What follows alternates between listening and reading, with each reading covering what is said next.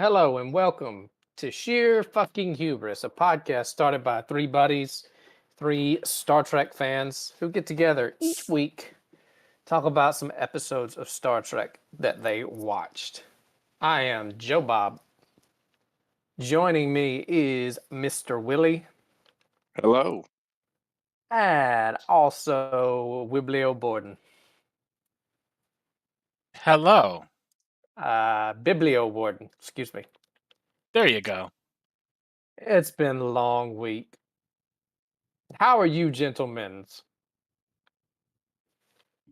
I'm doing great, and I'm going to try out this new thing where I talk as fast as they do on Star Trek Lower Decks because honestly, I feel like it was so much better to get the episode out of the way in 35 minutes.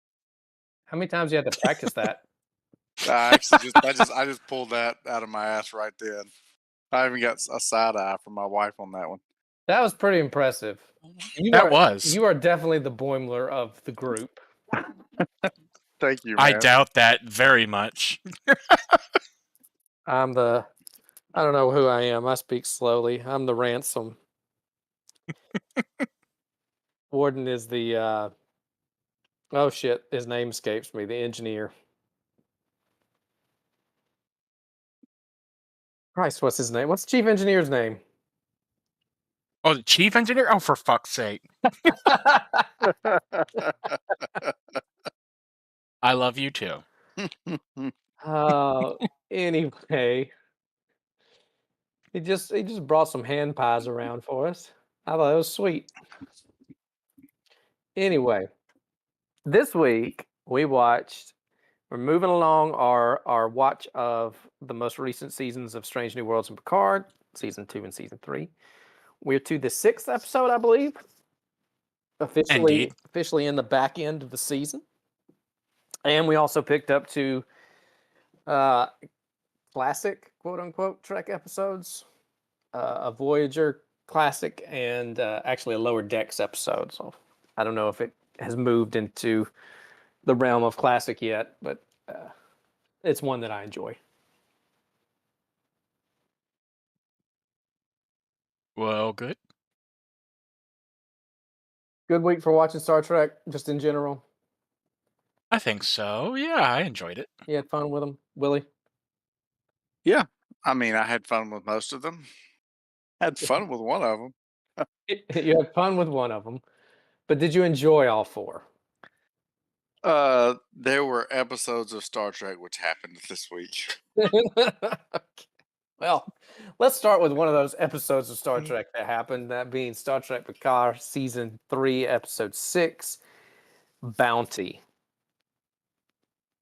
Did you guys have an inkling of what Bounty was going to turn out to be referenced to? Not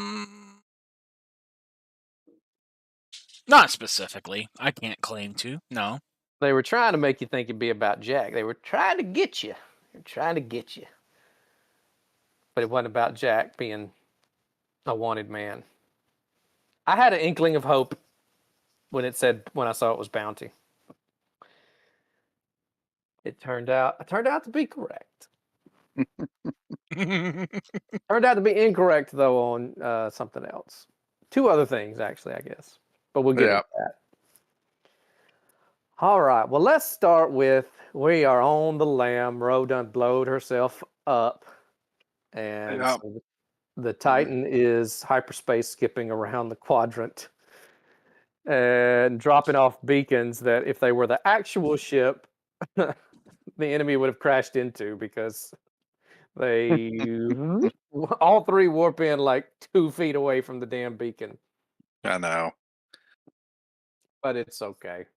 Vadic's warping them down too, and she is getting tired. I'm exhausted. And Vadic, they tell her, look, they're doing the hyperspace skipping thing. She's like, that's fucking Star Wars, and that's fucking stupid. And they're like, I don't think that was a bad movie, and she shoots the fucking guy. Like, God damn, I mean, I agree, but I don't remember any of this episode, apparently. Did I watch the wrong fucking one again? No, you totally didn't. That was correct. No, you got it. All You're right. on fire, Joe Bob. Then Vatic gives the Changeling Braveheart speech about brothers and sisters having to wear the faces of the Federation and yada yada, and it all would be a fairly, I guess, rousing speech if it wasn't like you're not enslaved. You're wearing the faces of the Federation because you chose to. Well, and there and you lose a little bit of compelling speeches when the responses are like, it's kind of like Yeah, just have them speak it in English. yeah. Like, why? I don't understand, because if they're all changelings, they should all just. It doesn't matter. But I don't know. I guess the one dude Maybe said, they're Jim Hadar 2.0s yeah, but the Jim who Hadar still spoke spoke English. I don't know why they're impersonating the Bubble Rapplians or whatever the fuck. Rapplians. Yeah. Did that sound like he was walking on bubble wrap or twisting it? That was a twist. little bit of both. That was a twist right there. One is the plural possessive form of bubble wrap. I'm not very absorbed by these aliens. No, I'm quite annoyed by them. They could all look like regular fucking people and I'd be just fine. Yes. Excuse me. But anyway, I was right about Vatic the first time I watched the scene way back when she cut her hand off, thinking, oh, she's a changeling. And then I was like, oh, no, she's not. She's a human with a changeling rattle. Nope, she's a changeling. She's a full-on changeling, but she still has to cut her hand off to summon Morgoth so that they can talk about things.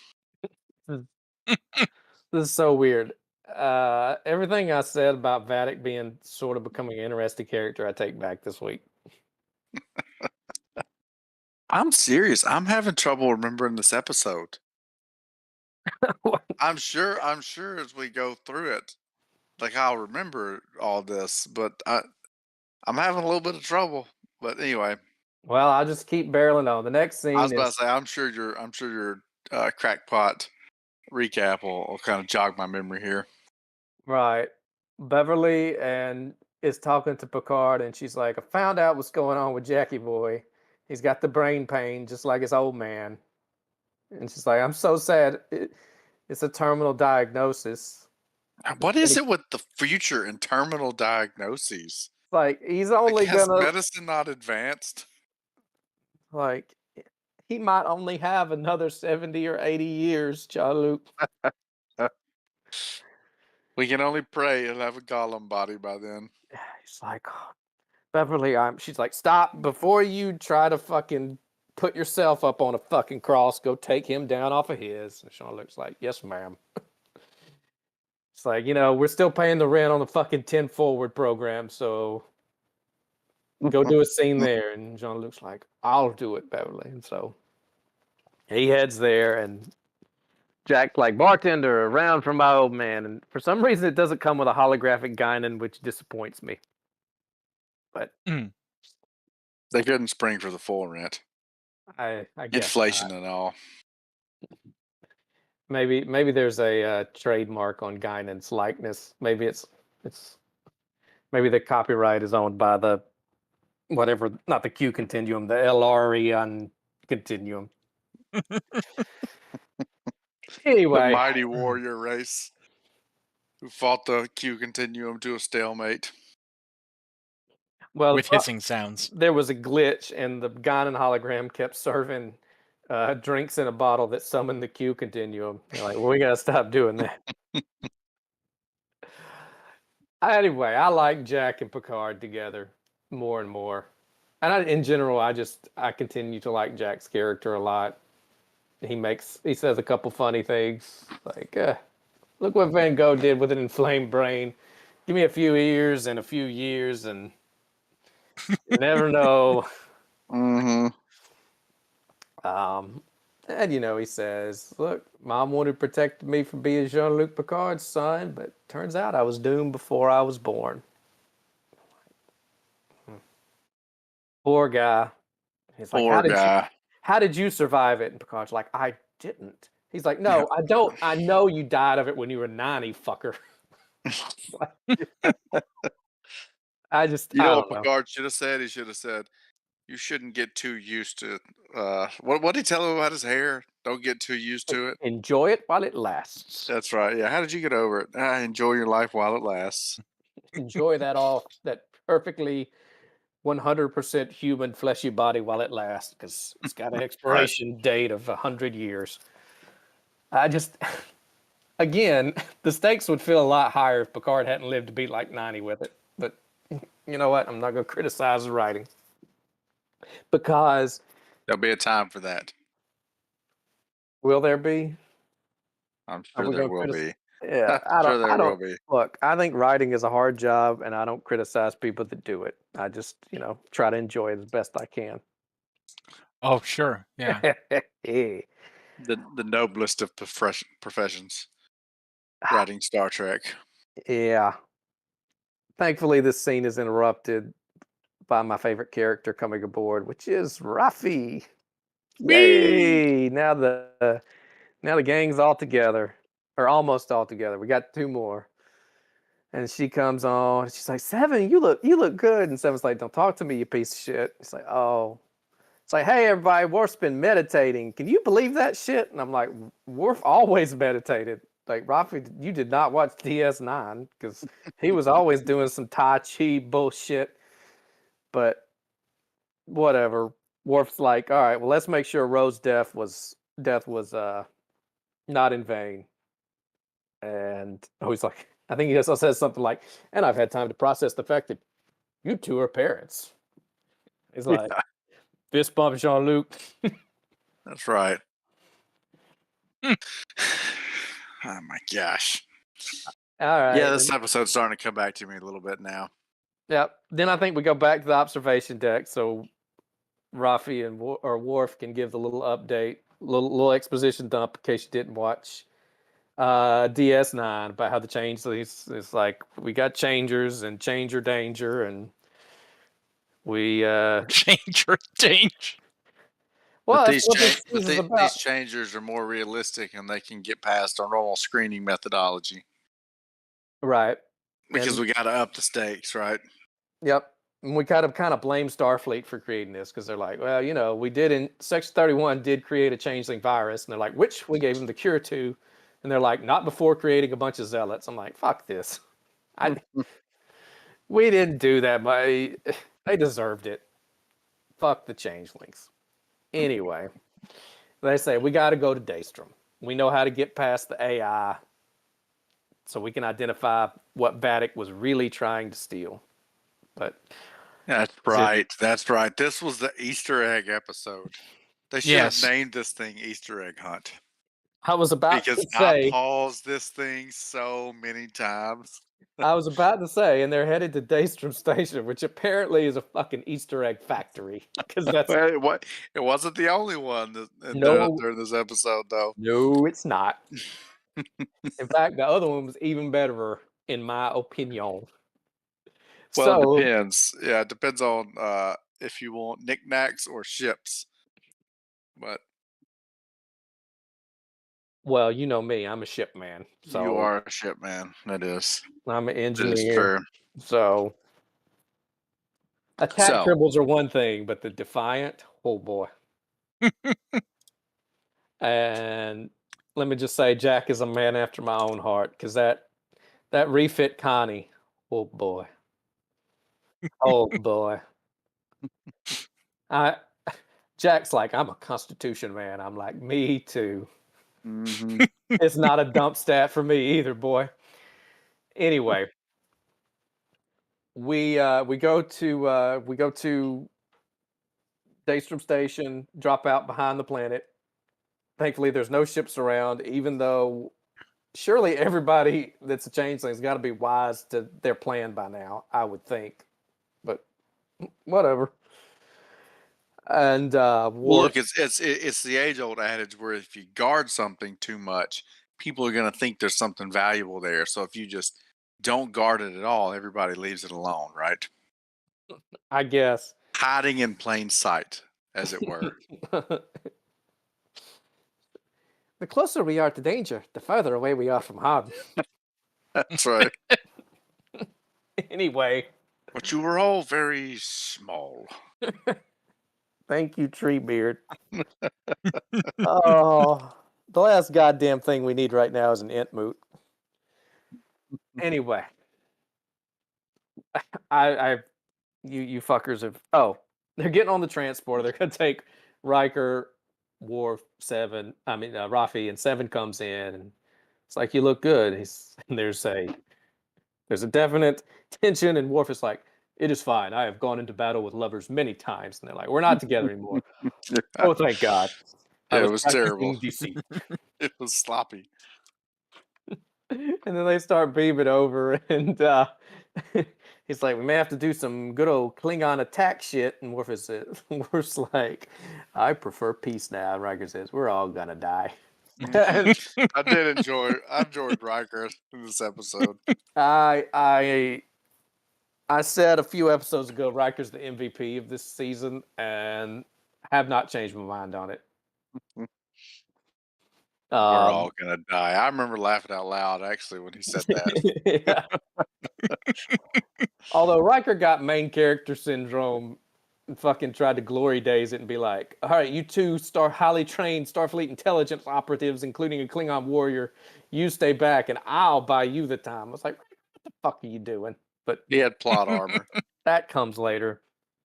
So they beam on and they hear voices, I mean, first we get when they first beam in, it looks like a fucking laser tag arena. There's like holograms shining and shit. But they cut that off, and then they hear voices, and they start walking down the halls, and who do they run into? But our old friend, Professor Moriarty. Moriarty. Ugh. Yeah. But not before we walked past the Genesis 2 torpedo, James T. Kirk's body, James T. Kirk's the body. attack tribble. The attack tribble was funny. It sensed Yeah. Wolf. I liked that. That was funny. That was a nice little callback. Some nice Easter eggs. The crows are wandering through the corridors as well. Mm-hmm. And we're hearing strange musical notes that Riker fucking is like nailing. He's like, B flat, A flat. Like, good ear, Riker. Yeah, who knew he had perfect pitch? I envy people that can do that. I mean, it's pretty amazing. Like, some people that can identify all the notes to chord just by hearing it. I can't. I wish I could. Anyway. Nor can I. But, well, look, brush up on it if you ever go to Daystrom Station, okay? What's interesting is if on the credits for Picard, there's a musical. I don't know if you noticed it, but there's a musical bar thing, and that's it. It's the whatever the song was. Pop Goes Jim Caviezel. Mm-hmm. Yeah. Nice. I mentioned last week I had gotten a spoiler, just a screenshot, and it was of Moriarty, and I was like, oh god damn, if he's the AI guarding things, that's gonna be fucking stupid.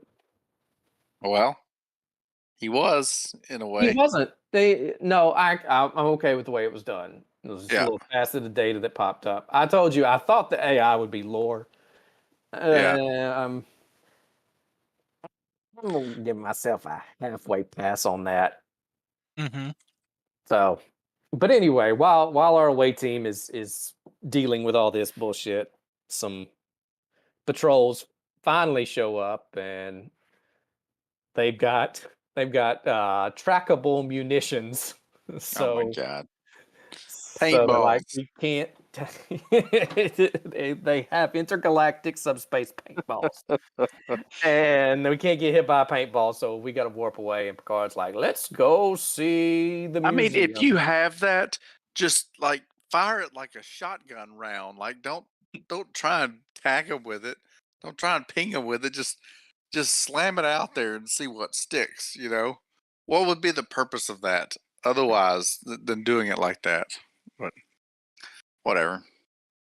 I thought that was. I guess you have to dial the stakes up somehow, right? So, like, if we get hit just one time, we're screwed.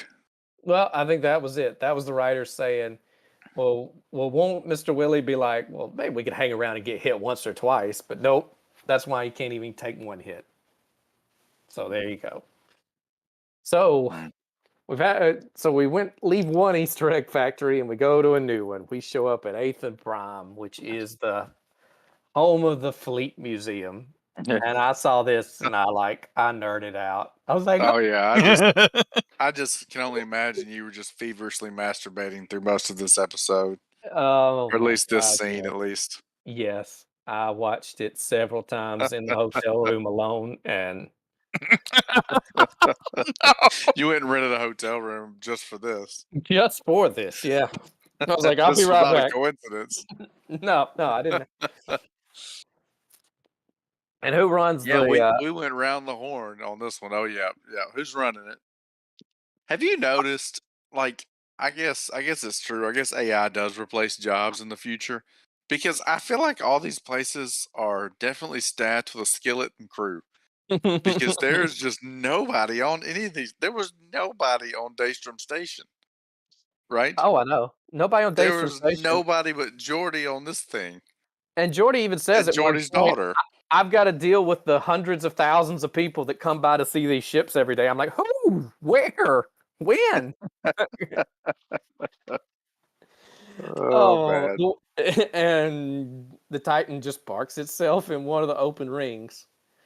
I will say, a small complaint, but the scales were not at all correct on this because the Defiant's like the same size as the Nebula class, but that's okay.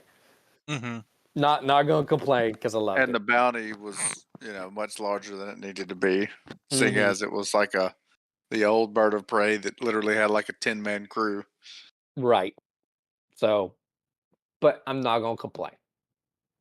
Commodore LaForge beams aboard with his daughter. That, by the way, is his That real was life his daughter. actual daughter. Yeah, Yeah, I saw not that. Sydney. I was incorrect about that. Mm.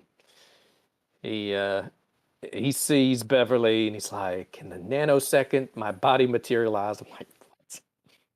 I debated an uncomfortable handshake or an uncomfortable hug, and he gives her a hug. And Jordy tells us he's in the middle of trying to convince Starfleet how dumb it would be to have the whole freaking fleet on display, but he's getting nowhere. And the reason he's getting nowhere, we know, it's because it's changelings.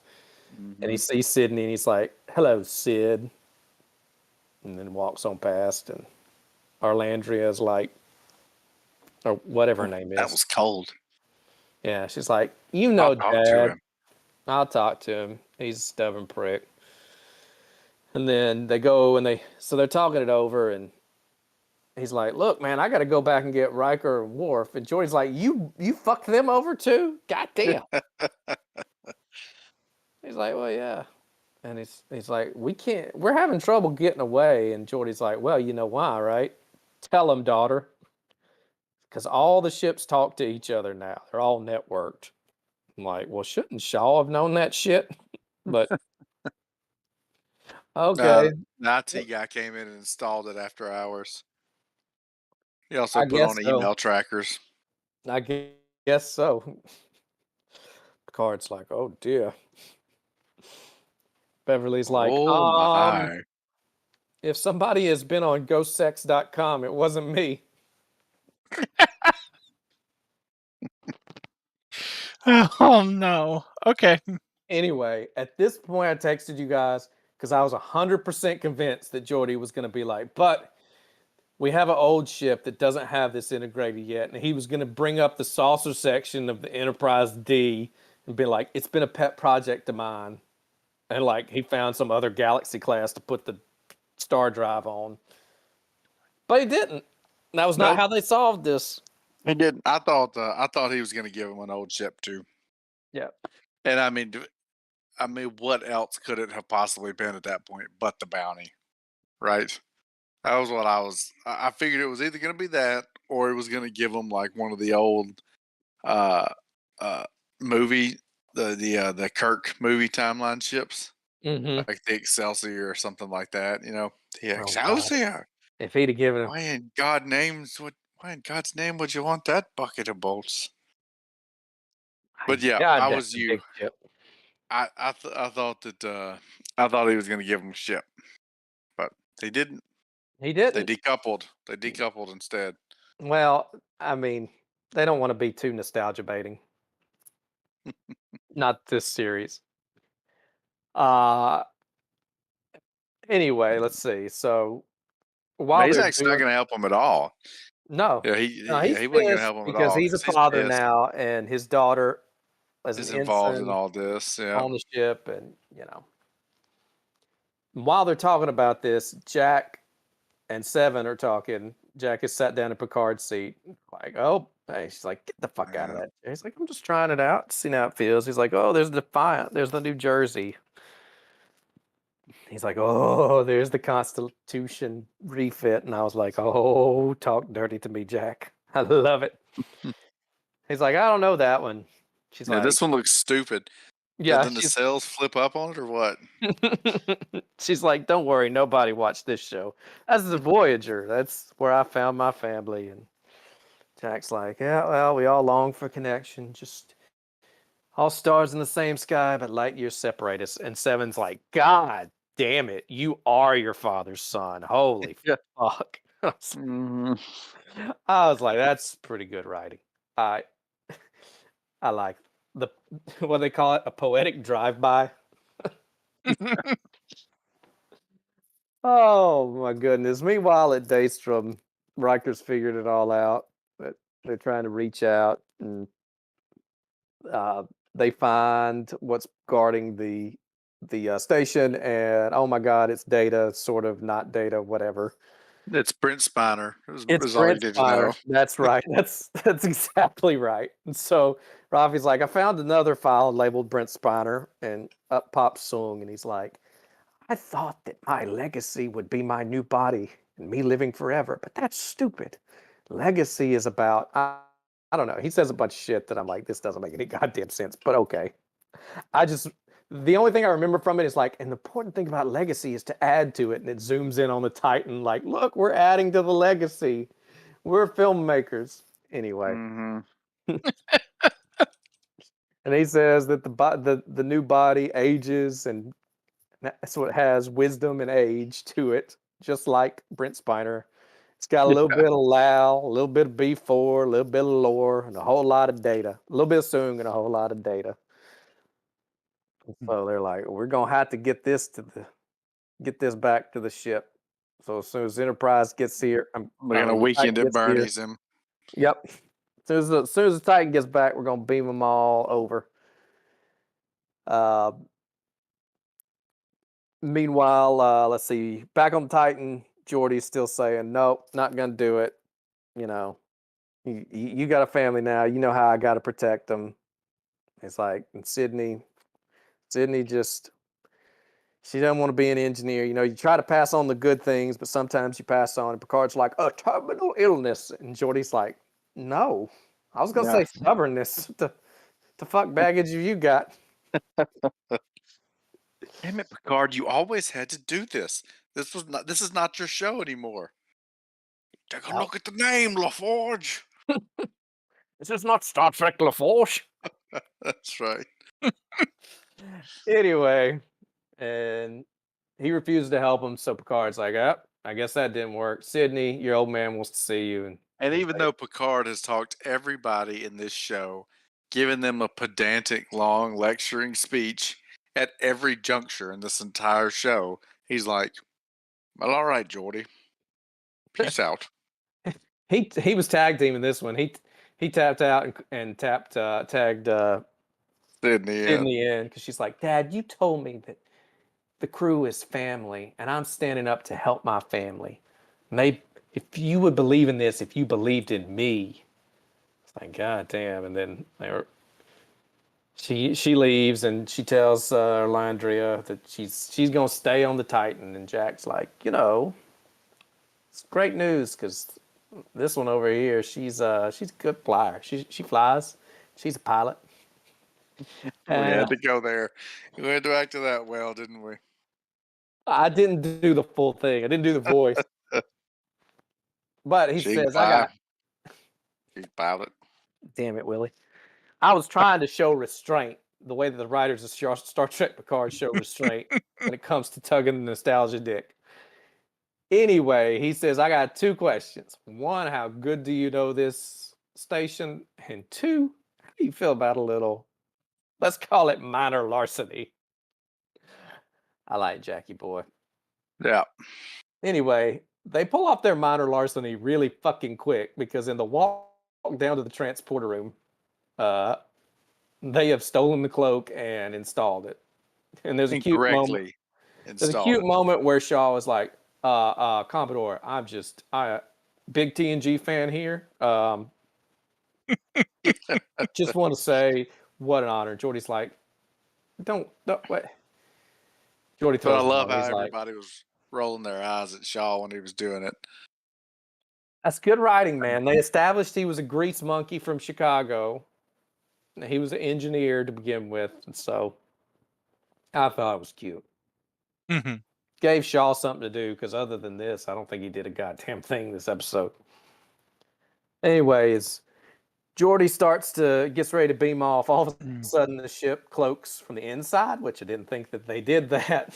it goes invisible from where they're standing. And he's like, Picard, you motherfucker, you were talking to me while you were stealing my bird of prey's cloak? And Picard's like, I didn't do it. What? No. And they just look at each other and like at the same time, they're like, our motherfucking kids. Picard's like, those little rascals. So he's like, well, we better go fix this. And so they go, and Geordi and Sydney and Jack, he tells Jack, stay away from my daughter, boy. And then they fix it, and Sydney out engineers Geordi, and she's like, what? I love engineer. Why you think I crashed all those speeders? It was just so I could spend time with you. And I'm like, bullshit. My father radar is going off on that one like, no, that sounds like a fucking excuse that you cooked up over the last 18 years to be like, well, Dad, the only reason I stole the car and crashed it was so that we could, put it back together. Like, fuck that. No. I mean, points for emotional manipulation, yes, but no. There's a deleted scene where after that she walks into the hallway and Rafi's like, "Did it work? Did it work?" No, Rafi, it didn't. Oh man, I thought that was good emotional manipulation. It worked on my kid. Well, the difference is Rafi started when the kid was tiny, so That's right. Yeah, she groomed him. Rafi's a piece of shit for those viewers out there that are just joining us. Anywho, so they beam in and they let Riker know that they're coming. They're going to have to decloak, and Riker's like, decloak? And we're like, I assume they're using superior Klingon technology. Yeah. All right. Boy.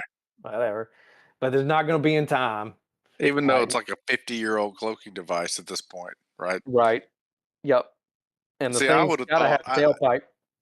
See, I was assuming that maybe they had like the Pegasus interphasic generator or something there, and that's what they would have yanked. But that would have been a good nostalgia. Yep. Yeah, but whatever. That might have been too deep a cut. No, what am I talking about? There's no cut too deep for this fucking show. That's true. And this is the part where I mentioned earlier. They're like, we need 90 seconds, and Riker, the dude who's got busted knees and a back that can't stand up straight. He looks at the Klingon warrior with the fucking swords everywhere, and the intelligence officer that's half his age, that's still probably high on amphetamines. He's like, I'll hold him off. So of course he gets tagged with a transport inhibitor, so they can't beam him off. Transport inhibitors are really playing a big role in this series. Have y'all noticed? Mm-hmm. Mm-hmm. Yes, they are. It's crazy they didn't invent those, earlier on in the process. I know, right? So they get everybody back but Riker. It's almost like an electrical storm. Almost.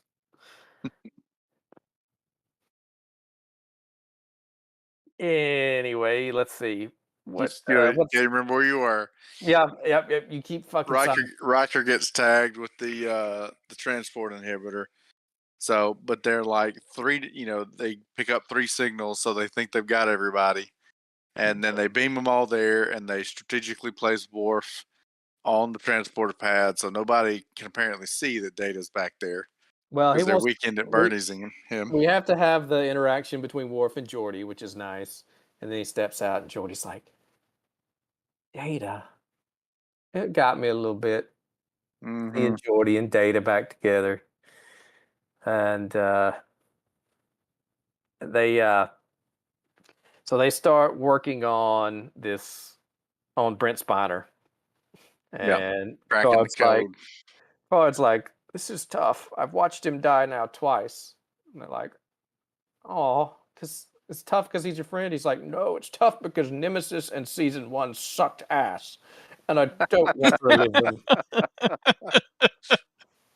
Jordy's like, well, thank God I still haven't seen Nemesis. He's like, well, maybe I can reboot him, and we'll just act like none of that ever fucking happened. And so he flips the switch, and the Spiner bot comes on, and they really missed a chance for him to go back and hit the same switch that Riker hit in Measure of a Man. But this is not the same android. There's no. I guess there's no switch on this. It's because it's Bluetooth. A Spiner bot. Yeah. Yeah, that's fair. He's completely human except for the projectors in his eyes. Yes. Which was curious. You got to figure that maybe they just couldn't get the makeup artist they wanted, so they're like, "Ugh, to hell with it. Let's just call him a newer version of the same, newer version." Because there's no amount of makeup now. Pallid and dead if you had made him as white and jaundiced. That's what he would have looked like if you'd have made him up to be the original Data. They blew their de-aging budget on the flashback scene with Riker and Picard. So they don't have enough money to do Data every fucking scene de-aged. All right. Do you think they were like? Do you think they're like, Brent? Like, can you drop like 10, 15 for this series? I'm like, no, we've come too far. Yeah, there's the original line that they cut was soon being like, this body will have age, wisdom, an extra 15 pounds around the gut, Type 2 diabetes, and the shrunken, hollowed out ass cheeks of an old white man. Oh my God. Oh man. That's good stuff. Oh, I think while Geordi and Sydney are trying to get him turned on. Wow. I think Spinerbot has a malfunction. No, Geordi, that is just my enlarged prostate. They added it for realism. Hello, Smithers. You're quite good at turning me on. You should probably just ignore that. Mr. Spider, you have every disease known to man. They're in perfect synergy. Oh, if I cured one, you'd die in seconds. So I'm invincible. No, in fact, strong wind may kill you, or whatever he said. Dr. Hibbert. Ah, goodness. Anyway, I think we get 2 concurrent scenes while Geordi is putting Data back together of him and Sydney bonding, and we get a Jack and Picard moment where he's like, look, I know I can be cocky and kind of an asshole. He's like, but I'm good too. I care about people. I'm clever, But of course that comes from my mother.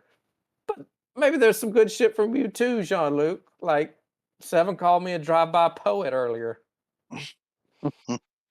Picard's proud of him, and Geordi's proud of Sydney because for doing what he would have done. He tells Arlandria, it's like, find the long-range comm and tell Mama not to keep supper waiting on us. It's like, damn, Geordi. I approve of your traditional male and female roles in the 25th century. Anyway. But not before Jack and Sydney make goo-goo ass at each other, and Geordi's like, hey, stay away from my daughter. Yep. I'm pretty sure I already said that, but Thank you for reiterating it. You just said they had a moment. You didn't. You left off Jordy giving him the stink eye. 96% sure I didn't, but okay. I was thinking it. We'll just leave it at that then. All right. I was wrong. Anyway, they fire up Data, and Data starts talking. First thing he says is, "Hello, Geordi," which I like that. And then he sees Captain. And I hope to God we aren't going to do a whole lot of him fucking goleming around his multiple personalities, because he was Lore for a minute, and then B4, and then Soong, and then back to Data. I just want Spinerbot to stay Data. But anyway, they ask him if he knows what was stolen. He's like, "Yep, Jean-Luc Picard." And Picard's like, "Yes, I'm here. What did they steal?" "Jean-Luc Picard." Like an Abbott and Costello routine at this point. Picard went from being like, "I saw him die twice, I don't know," to once he said Jean-Luc Picard twice, he's like, "God damn it, it's malfunctioning. Yeah. Fucking toaster.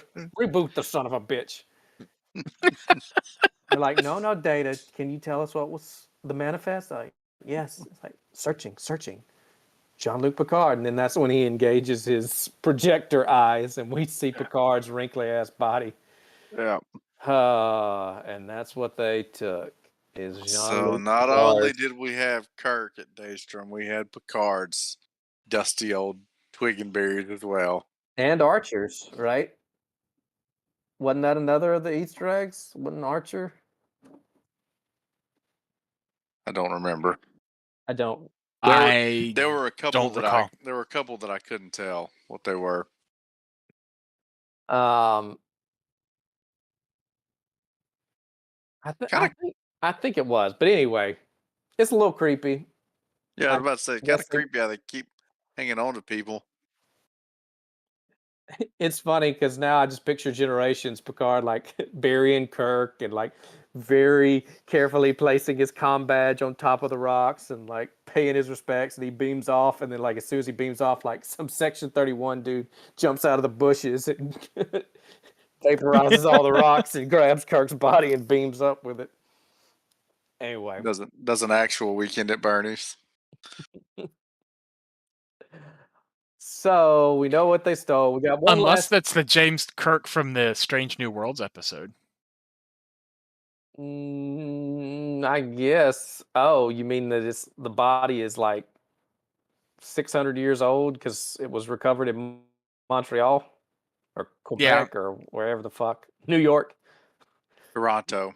New York City. God damn, y'all keep distracting me. Anyway, one final scene. Vadix. I did it once. Vadix. Warden, you've been a real problem tonight. That's Sorry, right, buddy. I'm just gonna be honest with you. Vadix beating the shit out of Riker. He's like, "Ain't telling you shit." He's like, "They've been my friends for 35 years. Think I'm gonna betray you just to keep me safe?" No. She's like, nope. You're gonna betray them for her. And she's caught Deanna. Deanna says, "Oh, Will." Mm-hmm. Like, what does that mean? Yeah. Almost sound like she was like, "You." And also, she was bitching at him. Yeah. Yeah. That's kind of what I got too. And I was like, "God damn." Oh, Will, you got some splaining to do. God damn. It'd been hilarious. It'd been like, "God damn it, Imzadi, get off my ass."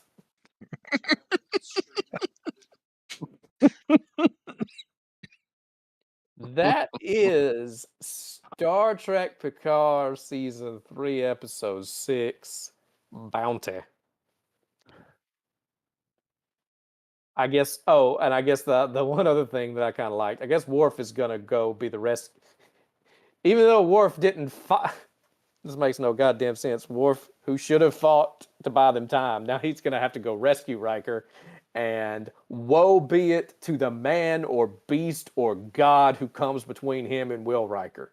Like, all right, Worf. Yeah. I'm glad you've been working on yourself, buddy. Unleash the beast. So he'll probably have to make it a Wednesday. Every day is Wednesday when he's on the trail of Will Riker. Okay. Anyway, that was a hell of an episode. That if you're a Star Trek TNG fan, they abused your nostalgia dick on this one. Like, there's just no. I would almost go so far as to say they're being reckless, recklessly nostalgic. Warden, how'd you feel about Bounty? I thought it was fun. I thought it was a little. It was fun enough you didn't really pay too much attention to the moments of what the hell. I mean, that's the best you could say about it. I am also quite certain, as abusive as they were, I don't think they're done. No, I don't think so either. I think it's going to get worse. No, I'm certain it's going to get. This is warm up. Yeah. No, it's not warm. I mean, what is like the opposite of edging, where they just keep you constantly ejaculating?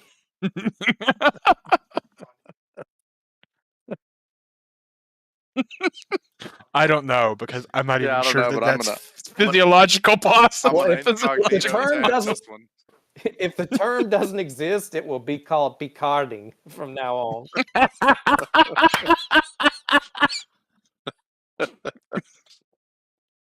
Jesus. No, just stop. I just want to stop. Yeah. It's so sensitive. That was 4 times.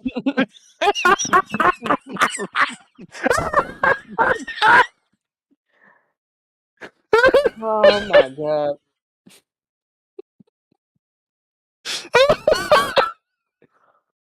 Oh. Nice. All right. So, moving on. Warden, did you tell me how you felt about it? I don't even. Yes, I said I thought it was. I thought it was fun. I said it was fun enough that you didn't really notice the what the hell moments that much. Yeah. Or you didn't dwell on them anyway. Oh great, my headache's back. But yeah, no, I enjoyed the intergenerational byplay for both families at this point. Mm-hmm. And I think they actually aged up Geordi in a very convincing way. I could totally see Geordi going that direction. 100%. Mm-hmm. Both the protective dad thing and the curating the space museum. That and the mildly conspiracy theorist, but he's right kind of direction. Mm-hmm. The crackpot-y, but not really kind of, So yeah, no, I thought they actually did a fairly good job with the characterization, and the plot was what it needed to be.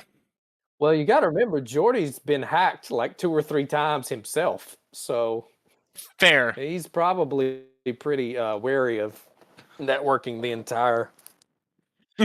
And he's a nerd, so he watched Star Trek Discovery Season 2, and he's like, "You remember that shit with Control?" Mr.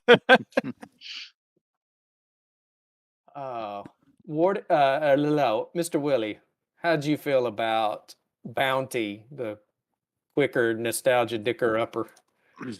I mean, I would reflect what Warden's thoughts were. I mean, there was enough Easter eggs in there. I mean, I think my comment to y'all was just, I hate that I left my Easter basket at home for this one, because it was just one right after the other. I mean, all the stuff in Daystrom, then you had Moriarty, then you had Data, then you had Geordi, then you had the ships. It was just like one just constant slog through. It was like when you go to find an episode of TNG you want to watch and you're just flipping through the thumbnails. That's basically what this episode was. It was flipping through the thumbnails. a lot of stuff in it didn't make any sense, like the tracking rounds and the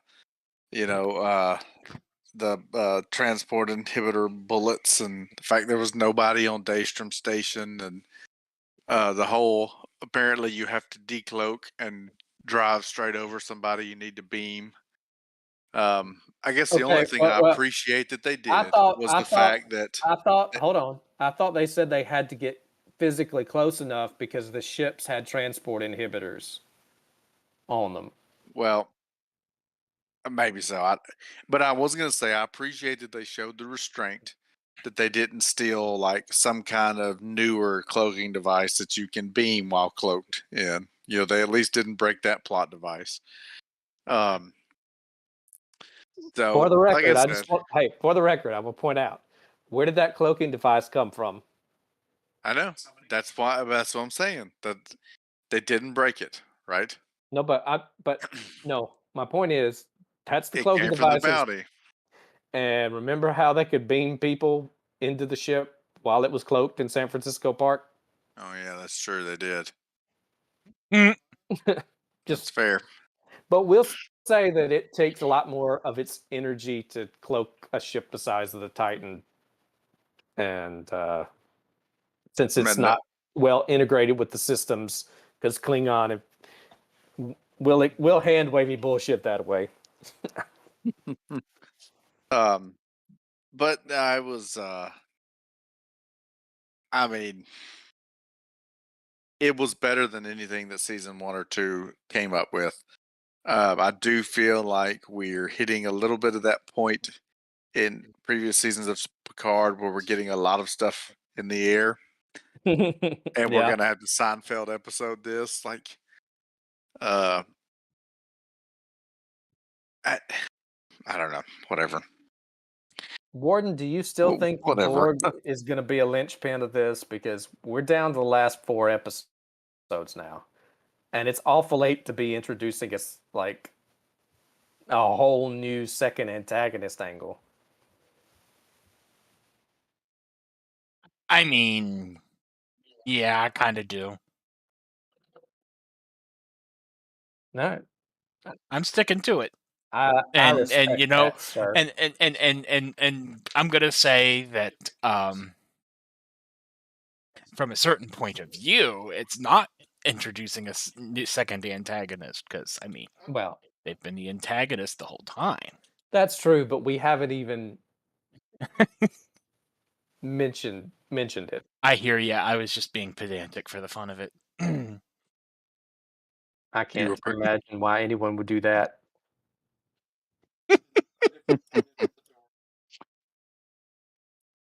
Golly, that just seems like a whole lot to add on top of the whole. Because I mean, we've got to bring this conspiracy down and save Frontier Day, and now we got to go save Riker and Troy. But to Warden's point, we haven't seen Jurati yet. We haven't seen Jurati, but Jurati wasn't on TNG. And so if she's in this season somewhere, she's gonna have to come in.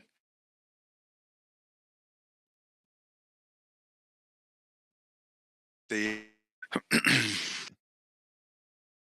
I don't know. I think it's gonna be ballsy to go all the way to the Borg. I mean, we've already brought back one major villain, right? One major antagonist with the Dominion. I do think that the little creatures that Vadic's on the ship with are going to turn out to be some kind of like Jem'Hadar 2.0. maybe. It would be sad if we did a whole changeling thing and never got to see a Jem'Hadar. And showing up there. Yeah. But what I don't understand is and maybe I didn't watch enough DS9 to get this, but does a changeling have to see, and I think they mentioned this in the episode, does a changeling have to see a person to be able to replicate them directly? I don't necessarily know. I mean, it makes sense that they wouldn't have to.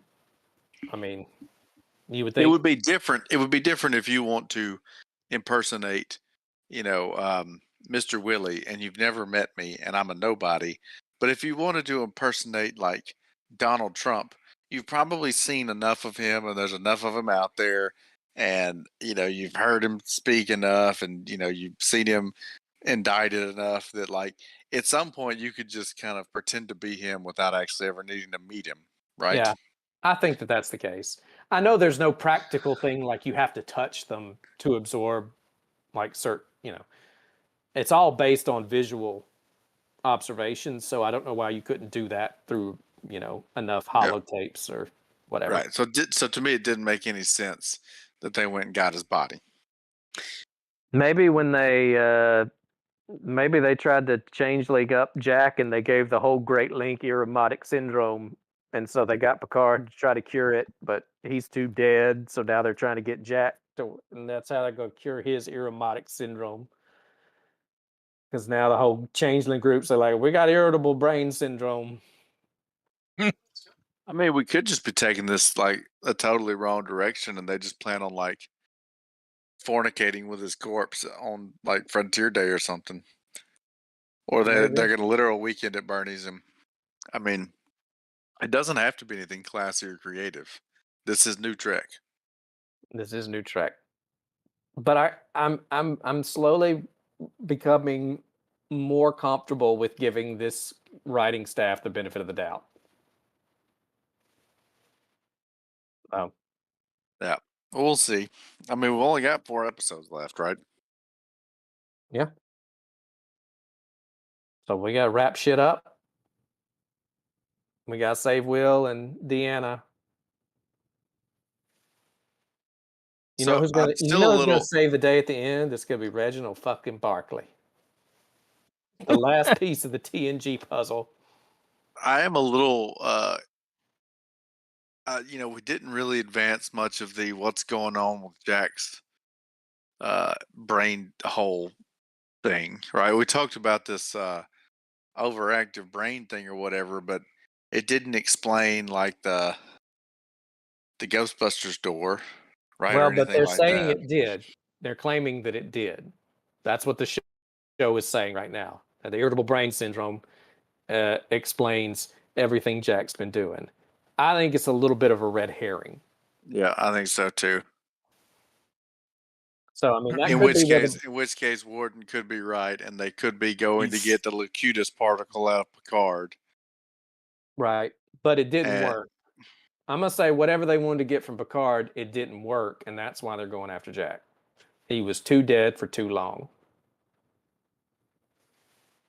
So now they're going. So. Now they need Jack. They need Locutus Jr. Yeah. Mm-hmm. Loju. But they keep calling him the asset, which is why it still seems weird. Maybe they like turkey basted Crusher, and like it was, and then they created Jack way back when, before they were even written into the show's canon. There's gonna be a scene where they're telling Picard, they're like, "You think your Dusty O'Twig and Berries knocked her up? Like, no, you gave her some Romulan ale, and after she passed out, we came in and turkey basted her." Maybe. Because it is weird how they keep calling him the asset. But see, that's too rapey for Crusher. That seems like a Troy thing. That was the shit they always did to Troy. Yeah, that's true. Well, I mean, you don't know what date. I mean, you don't know what that looks like in the 24th century, right? Could have been like the reverse Lorca maneuver. I'm gonna go out and say that impregnating a woman without her knowing and against her will, and having her believe it's someone else's is still gonna not be kosher in the 25th century or the 24th. Yes, that could be the third rail. Just saying. My point being that it is weird how they keep calling him the asset. Right. What if he's a changeling, but he doesn't know it? Well, I think he may be.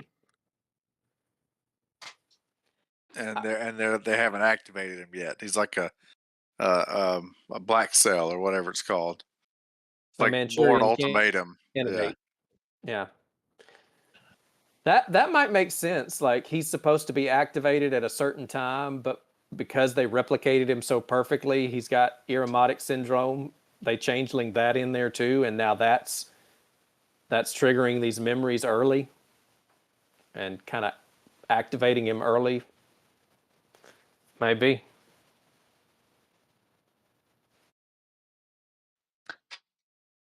Warden, As cool as this do you have any? conversation is, no, I don't honestly. I think the changelings are going to become more and more secondary and more henchmen-y the longer we go. I think we're going to get to the last. I'm giving them one more episode to matter, maybe two, and then the last two episodes of the season, they're going to new trek it, and it's going to be like it's a totally different show.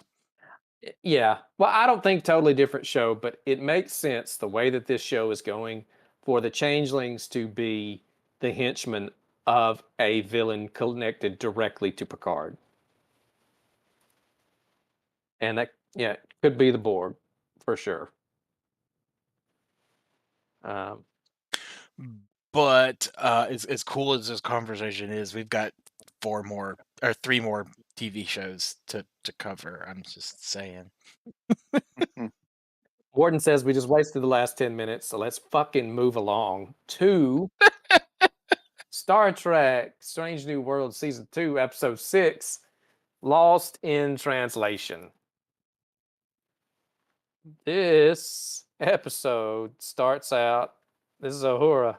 She gets to do the logs, so it's probably going to be in her episode where we're heading to a stellar nursery to fix the gas station that the Federation's building. And they come in, and old Commander, what's her name, One Chin Riley is like, "Hey, good job on being fleet captain." He's like, "It's a temporary thing, just to kind of line up with canon, because Kirk says that he met me right after I became a fleet captain, and I want him in this episode." I'm like, all right. Pike says, "Hey, this deuterium, this is what we use for fuel, so Ortega's do a donut or two." She's like, "Yes, sir." He's like, "Don't use more fuel, though, than you pick up, please." She's like, "Aw." And then That would not be sustainable. we want to be green. Anyway, Uhura's sitting there, and all of a sudden she's like, "Is the Shrike coming?" Yeah, I was about to say She she hears the right. wrong, wrong. And she's like, I'm just tired. Maybe it really wasn't anything because you can't play it back.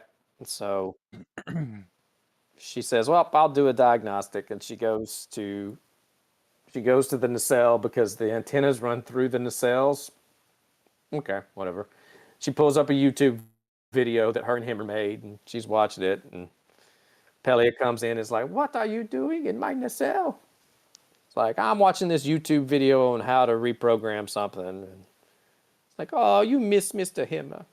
He was my student. He was one of the best I ever had." It's like, "Oh, really?" She's like, "No, I don't know why I said that. I was being polite because he's dead." I will say, for the first half of this episode, I felt like they were dialing back Pelotons, like being over the top. But by the end of the episode, it was back in full swing. It kind of felt like one of those characters where, like, once they realized she was going to be a regular, they're like, "Okay, it was like Ross when he started speaking British and when he was giving his lectures and they tried to like ease into an American accent. And I thought that's what they're going to have to do with her. But by the end of the episode, maybe they realized that it was impossible. I feel like Una kind of channels you later on in this episode, Willie. Maybe so. Anyway, Pike, Fleet Captain Pike, and number one, we're talking about what's going on. The station's behind schedule. They want us to come organize it. We need Una's signature brand of managerial fervor. And Uhura gets on the turbo lift, and she sees Zombie Himmer. He came back, got in makeup to be zombified, and it looks pretty fucking bitchin', I'm not gonna lie. Mm-hmm. So obviously that's not something you're supposed to see on duty. So she goes see Dr. Benga, and he's like, it is pretty obvious you are hallucinating. You have a mild case of deuterium poisoning. So he tells her she got to go sleep before she goes back on duty, gives her something. Meanwhile, Una and Pelala have gone to the gas station to fix it, and they are not seeing eye to eye.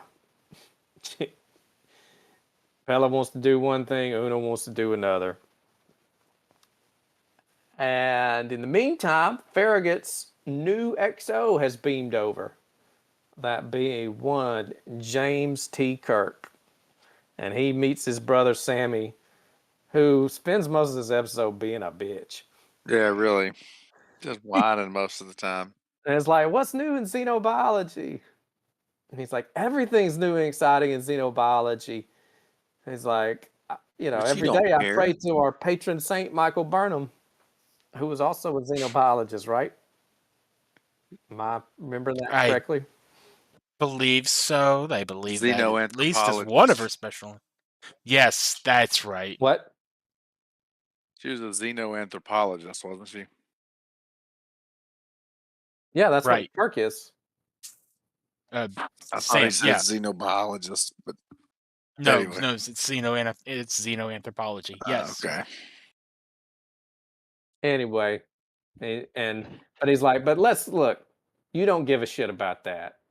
You came over here, got this assignment just so you could come over here and hear me say, yeah, congrats. You're the fleet's youngest XO. In fact, youngest in history. Like, our daddy is fucking Thor. That was hard enough trying to impress him. But now you're doing that, and I'm fucking leaving rings because I still don't know how to use a coaster. And Jimmy Kirk is like, dude, you got to settle the fuck down. He's like, well, it's just, you're awesome and I'm a disappointment. He's like, well, maybe you shouldn't be like wallowing around in a blue uniform. Oh, I'm wallowing now. Fuck you, Jimmy. Fuck you. He's like, dude, this hostility is unnecessary. So he's like, I'm gonna go fucking hit on this black chick. Peace out, little bro. What was the point in Kirk beaming over anyway? Because everybody on the Farragut was doing their job except for their executive officer. It was like, XO's prerogative. I'm gonna go beam over. If we're being fair, let's just say that since he had a brother, he told the captain he wanted to go visit his brother, and the captain was like, "Well, that makes sense. We'll handle things on the Farragut, Jim." Best I got for you, Willie. That's good enough. Why not? Now, elsewhere, I'll allow it. Thank you. Glenn thanks you as well. Elsewhere in the bar, Spackle are playing a game of 3D chess. It's not really about chess. And he's like, your move. She's like, I know it's my move. He's like, is that not a polite way to say get on with the fucking game? She's like, Spock, do you know anything about Schrodinger's pussy? Because I feel like my pussy's in a box and I don't want to show it to Starfleet. He's like, but there are regulations on showing it. She's like, yeah, but let's just see how big it can get. He's like, how big your pussy can get. She's like, no, it's a metaphor. But that's not how quantum mechanics work. She's like, I know, goddamn it, Spock. Let's just not tell him. I'm a nurse. Yeah. He's like, I'm okay. Whatever. And then, thankfully, Uhura interrupts it.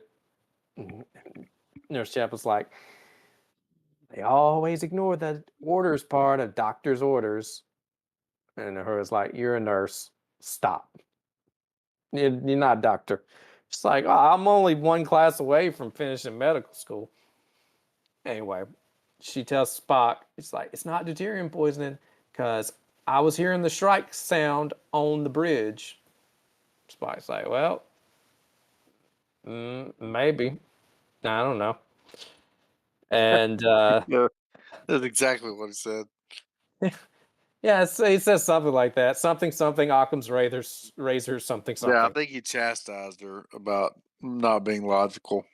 But Anyway, so she's like, well, I guess I'll head back to my quarters then. And then, or no, she goes to the bar to get a drink. And that's when Kirk is like, hey, how you doing? She's like, oh, you're Sam Kirk's brother. He's like, yep. It's like, I don't want to be hit on. He's like, oh, you know Sam.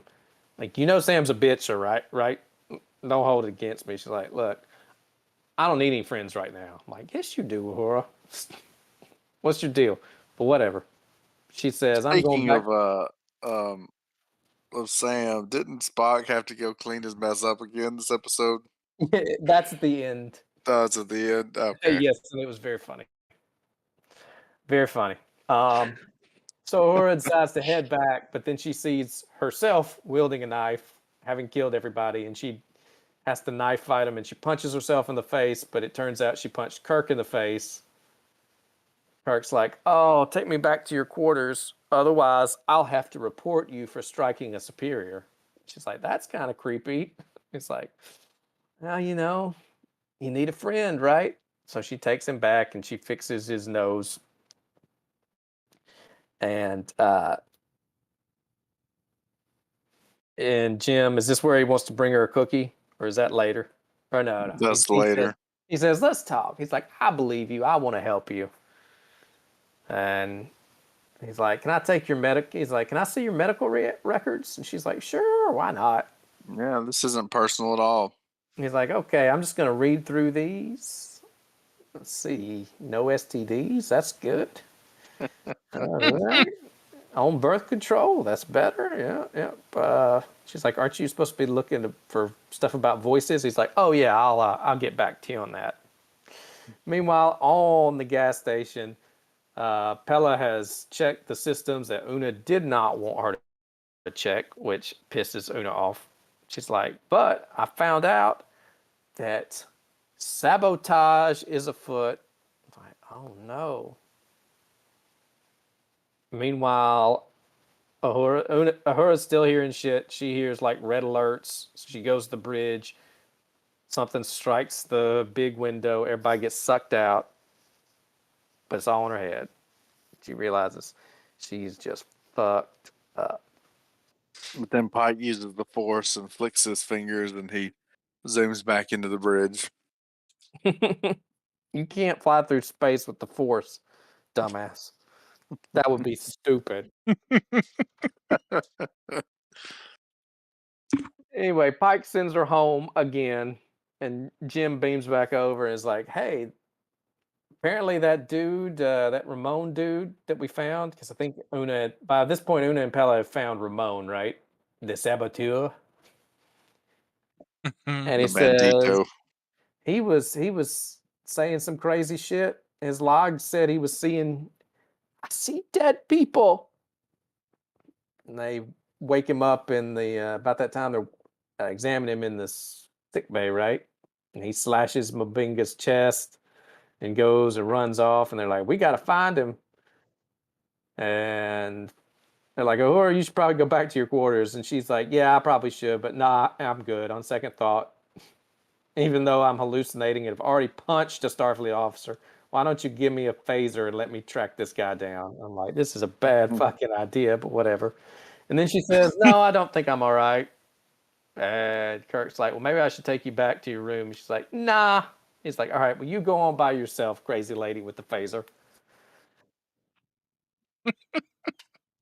I think he bumps into La'an in the halls, and she's like, oh, James. And he's like, oh, hey. Anyway, Uhura, very much not going back to her quarters, manages to track the guy down. He's climbed up to the nacelle. So she goes up there and he's trying to vent the fuel pod, which he finally succeeds in doing after Uhura's like, I'm real. My daddy plays piano. I'm from Kenya. And then Kirk says, emergency beam out. And they blow a hole in the ship's warp engine, which usually is pretty fucking catastrophic. But in this case, it's like, nah. They didn't have enough deuterium in there to sustain the reaction. Right. It's not like they were in a nebula that's just chock full of fucking deuterium. Good thing that stuff is not explosive. But Well, it wasn't refined.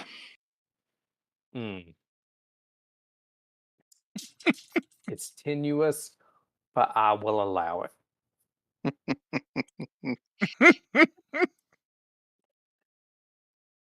All right, so from that point, I think Kirk doubles down on wanting to help Uhura. He offers to get her a cookie, which she's like, I don't want a cookie. He's like, all right. Now you're talking crazy. Oh, that was Yeah. pretty funny. So he Yeah, leaves it's like, sorry, that was a bad joke. he leaves to get a cookie, and she hears the Shrike again, and now she's standing out in the crash site, right? That she never went to. And I think she ends up telling Kurt, like, oh, I hear voices. And it's not the first time, and Kurt gives some speech about how we got to conquer death. And I've still not warmed up to this Kirk. I know you guys like him, but I don't know. I like him. He looks so goofy to me. Like, he looks like a Muppet to me. Okay. I don't know. I keep expecting him to open his mouth and his head like that's an interesting like criticism. You don't think he looks like a little bit like a Muppet? Just maybe? No. Okay. I don't know. I think that's the vibe I'm getting. But anyway. Because Shatner did not act like a Muppet at all. No, Shatner acted like a Muppet, so they found somebody that looks like a Muppet. And oh, okay. I never said he acted like a Muppet.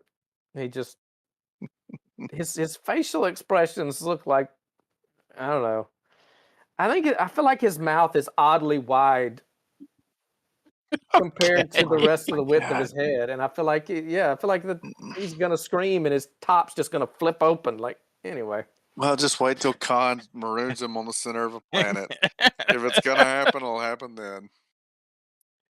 I wonder why when Kirk met Khan, he wasn't like, Khan, I think I tried to fuck your granddaughter one time. That never came up, oddly enough, while Khan was busy banging Kirk's crew. Yeoman, whatever the hell her name was. It didn't matter. It doesn't matter. Yeoman upskirt. Yeoman upskirt. The historical anthropologist or whatever the hell. He was a xenoanthropologist. She was not a xenoanthropologist. She was not. She wasn't a yeoman. She was an officer. She didn't act like it. She acted like a fucking even more schoolgirl. unbecoming. Yeah. I take that back. She acted exactly the way an officer did in that era. Anyway, let's give Sam Kirk something to do. So Uhura's watching her YouTube video, and Himmer says, "Oh no, if the gain's too high, you'll burn out the receivers." And she's like, he burned out the receivers in his brain. It's like, light bulb. She has an apostrophe. So she goes, You made an epiphany. lightning has just struck my brain. Well, that must hurt. These deuterium organisms. Anyway. Yeah, keep going with that one. Well, it was your line. Anyway. They go see Sam Kirk, and he's like, there's a little crackpot theory out there that sometimes organisms can latch hold to deuterium atoms in our universe and partially live. And she's like, that's what they're doing. And Kirk's like, well, this episode is starting to get long, so spare us the details and just tell us what they were telling you. She's like, they wanted me to feel trapped. They wanted me to feel scared. They wanted me to feel aggressive. We're killing them. We got to go to the bridge. So she's running. She's hauling ass. She's like, shut it down, Captain Pike. Captain Pike's like, sorry, we just got it going. And apparently emergency shutdown procedures don't work for reasons. So she says, emergency evacuation. Pike's like, do it. So Una and Pella get on the shuttle, and it's like, why don't you like me? It's like, you gave me a C. She's like, that's not it. Like, I replaced Himmer. He was your buddy. You don't like me. And Una's like, well, maybe. It's like, but it's okay. So they have a little smiley moment and fell a little flat for me personally, but yeah. Then we she does call blow her a up the space hippie. station. Yeah. Then they get here That is and the e-stop button on this thing. How is that a better option? holy shit. Oh boy. Yeah, so Went they get off like the everybody. beginning of Zoolander. Who would know that such tragedy could strike in a freak gasoline fight accident? Oh my God. Yeah, Pike is like, how certain are you? And Uhura's like, 75, 80%. He's like, fire all torpedoes. They fire like 15 of them and just blow everything up. Mm-hmm. They don't bother to say, hey, Sammy, would all these explosions, could that possibly hurt these people? It's like, It's like, if there's a problem that can't be solved by launching a dozen photon torpedoes at it, I don't want to fucking find it. And so they do that, and Kirk's like, "Did that work?" And Ghost Himmer smiles at her and nods. She's like, "It worked." Yeah, because it's normal Himmer again.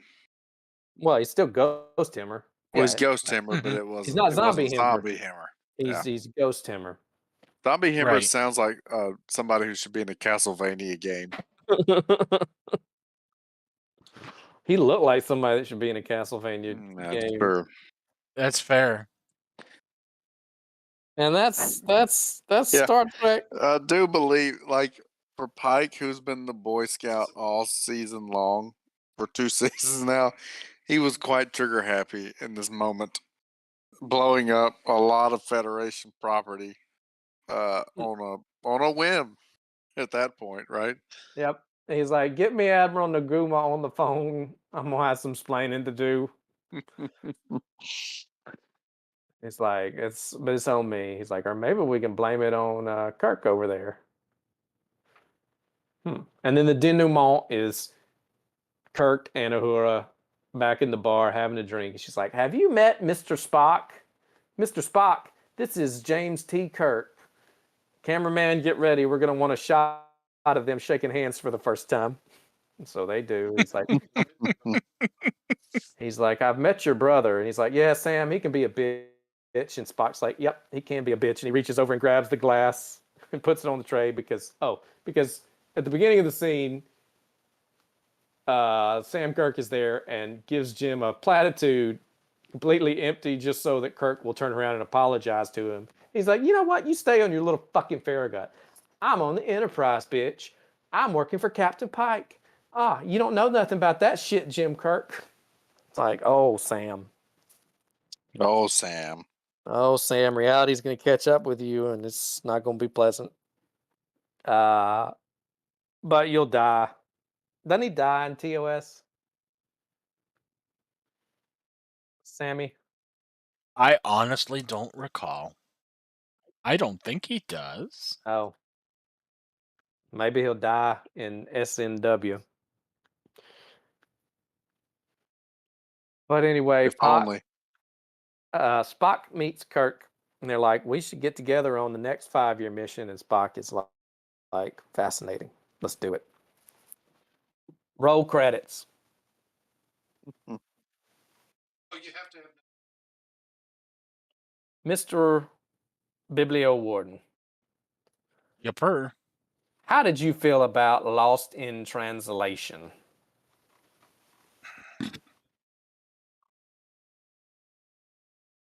It was okay. I don't know that I just was head over heels in love with the episode or anything like that, but it was okay.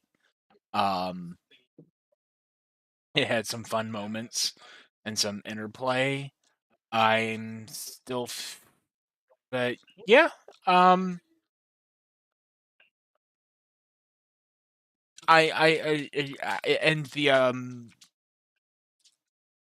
the actress that plays Uhura can definitely carry an episode, so that is there, and I like that. Yeah, I mean, it was okay. It was a little, a little leans a little heavier on the hand waviness, Mhm. I than I like, but yeah. This felt like a TNG episode. I Mhm. feel like they did something similar with Troy at some point, but I could be wrong. Or That's an Maybe it was Data perceiving organisms on, like, a subconscious. I know that was the Data dream yes, they episode, did. and they weren't specifically trying to communicate with them, but I feel like there was also an episode where they were killing, uh Accidentally. yeah. Yeah. I'm actually think you're right twice. I think there's an episode for Troy and for Data that are similar. Um, I can't specifically remember, but yeah. But, I mean, this is a Star Trek episode. It's a fine episode. Oh, yes. I eh, I felt like, I didn't really care about Una and Pella. That didn't add a lot for me personally, but it was fine. They mentioned the Gorn again. I I, I don't know if the Gorn are getting set up to be a, like, bigger adversary. It's weird how much they're focusing on the Gorn, considering Arena was supposed to be like the first, real confrontation with them. But Well, that's the Were the first, were like, contact, yeah. But were the Gorn a big antagonist? Like I know they had like a few like you know interactions with them, but like a couple episodes they were talking about it as in like you know do we go ahead and tell them about the Gorn hegemony? Getting ready to invade or all this stuff. Like I feel like they're. I always heard the Gorn as like just another species in Star Trek, not as a large interstellar conflict type race. Am I well, wrong I on mean, that? they Enterprise, I think it was in Enterprise. They talked about the Gorn being a big combatant in the temporal wars, like in the, you know 28th, 29th century. But I don't remember them being a big player in this era in Star Trek. So yeah, that's kind of what I'm saying. It's odd that they keep talking about them and keep kind of setting it up as this big threat right on our doorstep when, to my knowledge, nothing ever happened with that. Or maybe they go plant a bomb in the middle of their planet. Yeah, I mean that ends wars pretty quickly, apparently. That it does, Edward. The old Giorgio maneuver.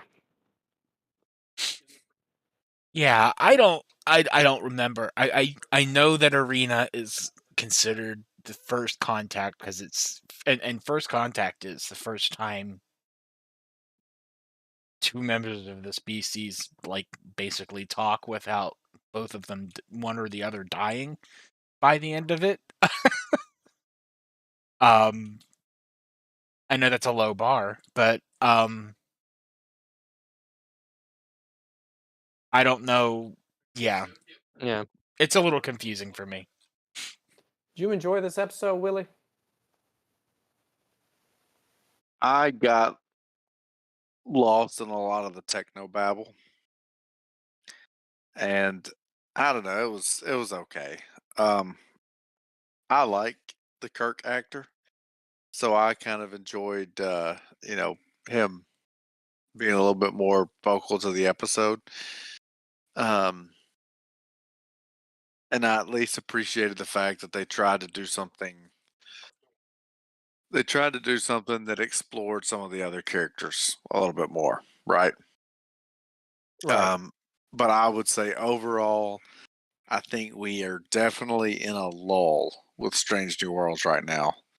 And I kind of feel like we've been there for, well, Charades was actually a good episode, but I feel like we've had a few episodes so far in Strange New Worlds where we're all just kind of kicking around being like, this was an episode and we were okay with it. Yeah.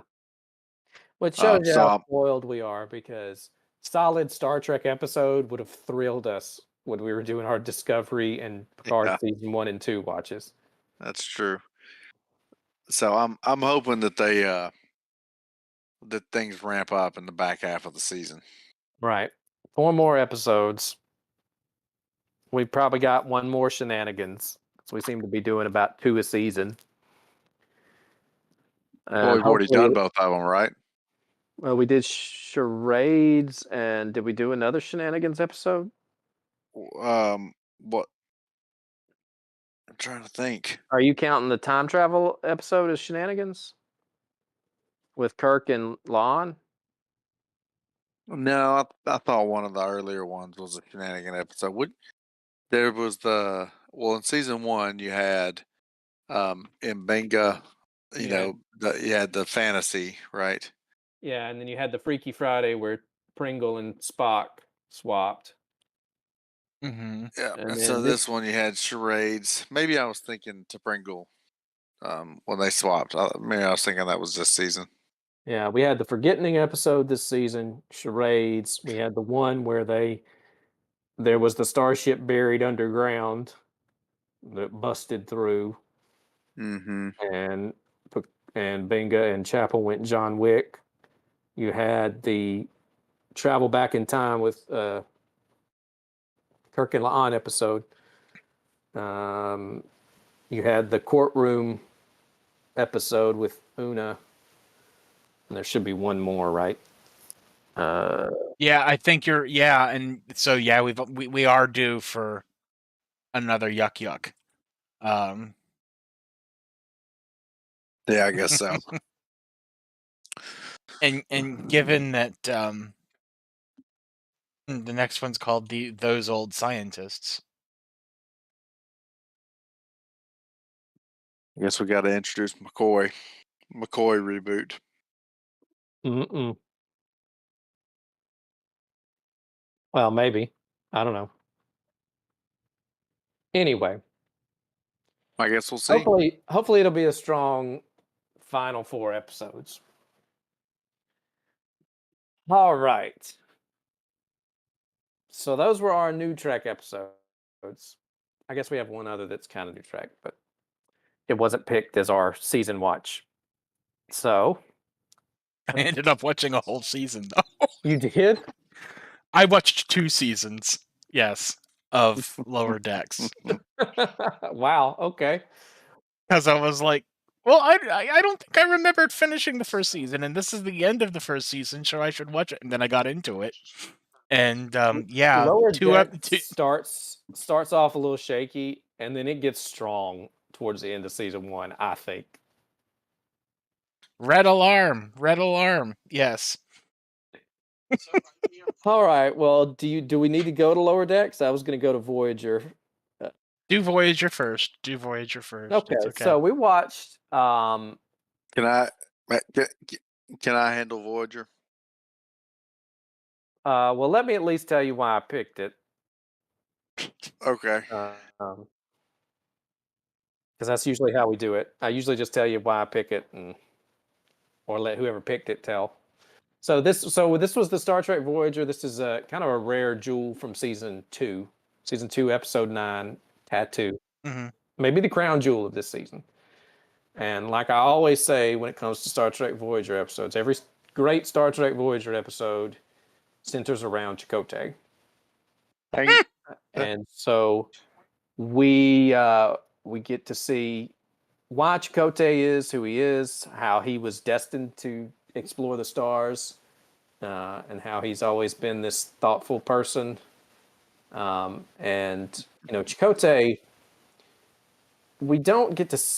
He doesn't have much of a personality, and other characters, we learn about them through their relationships with other people, or what they do, or what they say. Chakotay, we learn about him.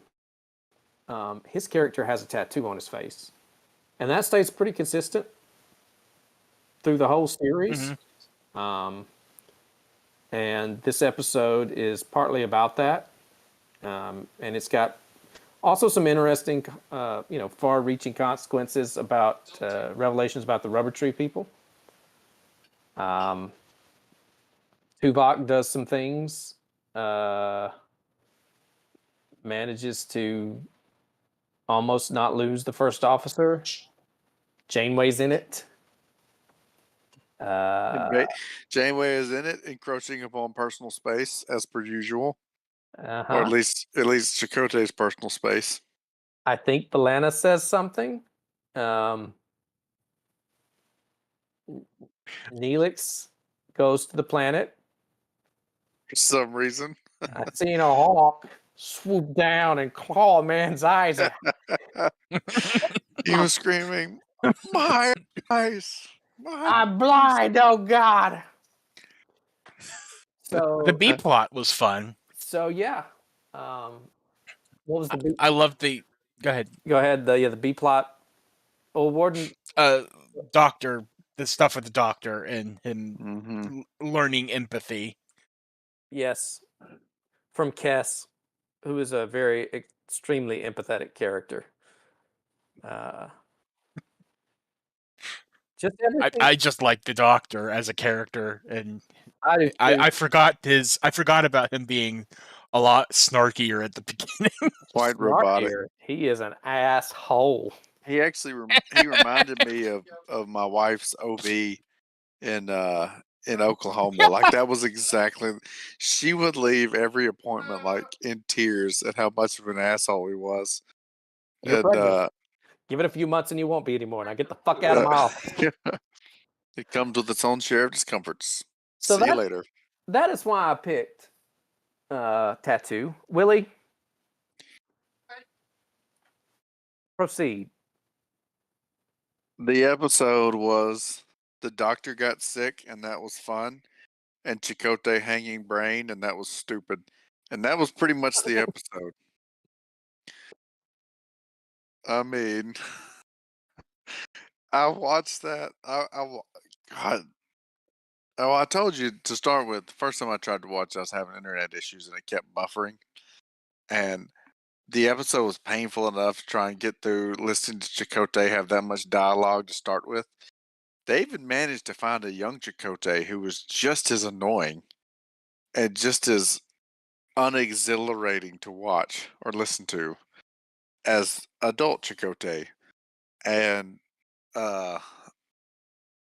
it's kind of like Warden said, with the exception of the B plot, nothing about this episode was fun. I really like young Chakotay. I think that you see the beginnings of a true explorer of the stars in it. I mean, Chakotay is, I think if you're going to make a list of Mexican actors playing American Indians from Peru, he's on it.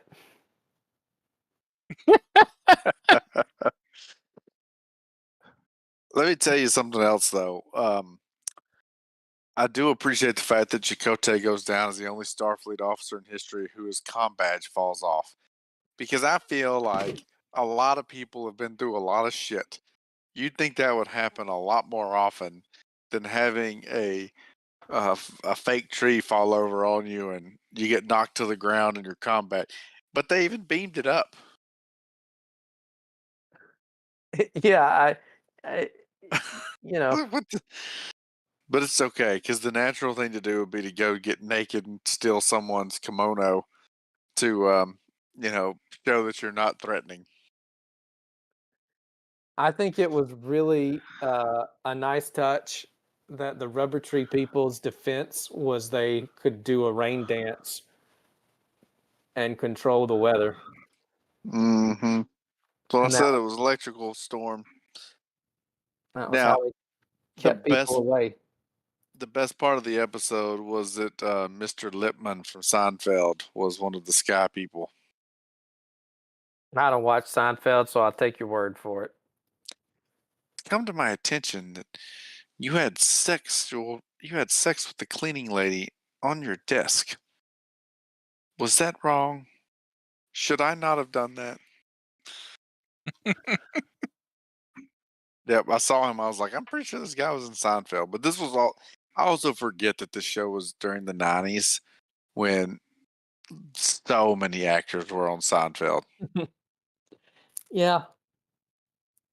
Were the Rubber Tree people on Seinfeld? There was an episode with Native Americans But did where Chakotay see them in the sky? This episode looked phenomenal too.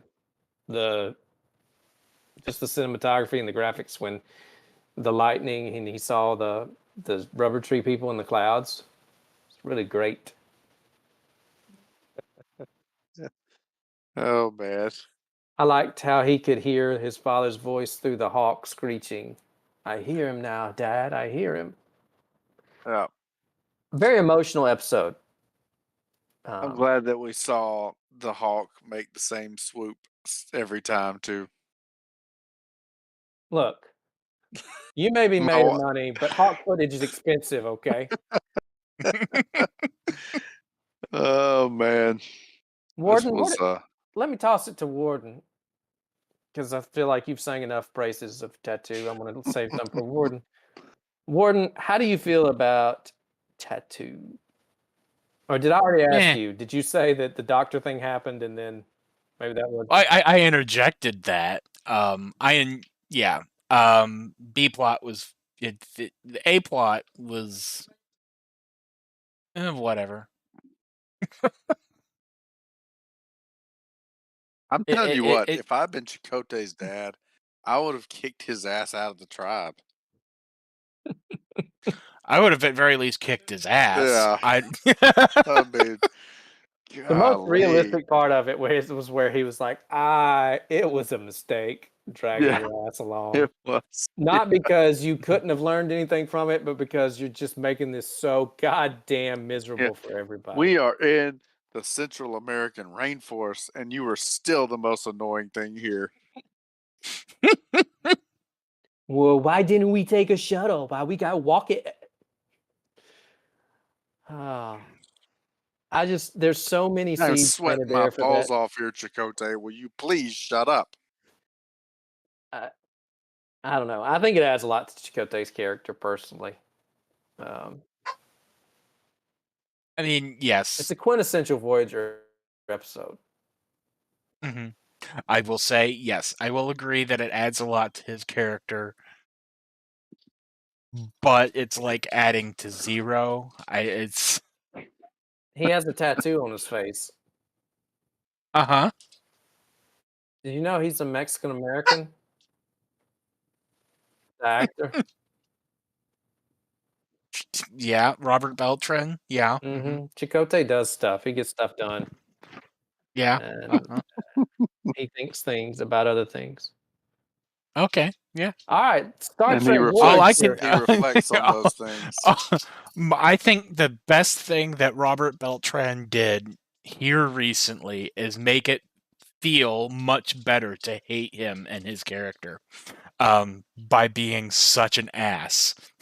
Oh, I don't even know any of that. Oh yeah, he's being both a borderline where you cross picket line crosser and a transphobic gas. Yeah. So well, that's a shame because Chakotay is definitely one So of the standout likable. characters of the franchise, and I was really hoping to see him make a return to Star Trek. Maybe on Picard. maybe have his own show. Star But Trek I mean, Sky people. oh, that would be so awesome. USS Rubber Tree. The USS Ford. He just goes around stealing land from colonists. I'm taking it back. Yeah. At least there was no social commentary in this episode about the inheritors. No, it was completely void of that. There was too much other interesting stuff, Willie. Maybe that was what they should have said. Was like, wait a minute, if you're one of the inheritors, why are you Mexican? He's like, oh, let me tell you about this guy named Cortez. He really did a number on the inheritors. Yeah. Yeah. By the way, does anybody want a blanket? Look, I could just lush over this for the next 2 hours, but out of respect, yeah, I'll move on. This is definitely the best episode of Voyager's early seasons. It's in my top 5 of Star Trek episodes ever. And it's just a great TV episode. You don't even need to have seen anything from Star Trek to get something out of this. Go watch Tattoo. I made my children both watch it as soon as I felt like they were old enough to open their eyes. And yeah. The only thing we missed was Chakotay at the end of the episode with a single tear. That would have been perfect. Maybe that's on the DVD extras. Maybe, if only. Every year when I was coaching soccer, I would show this episode to the team, the first practice. And I think it's the episode that put UPN on the map. Well, they picked the right one because I mean, this is the one to hitch your wagon to.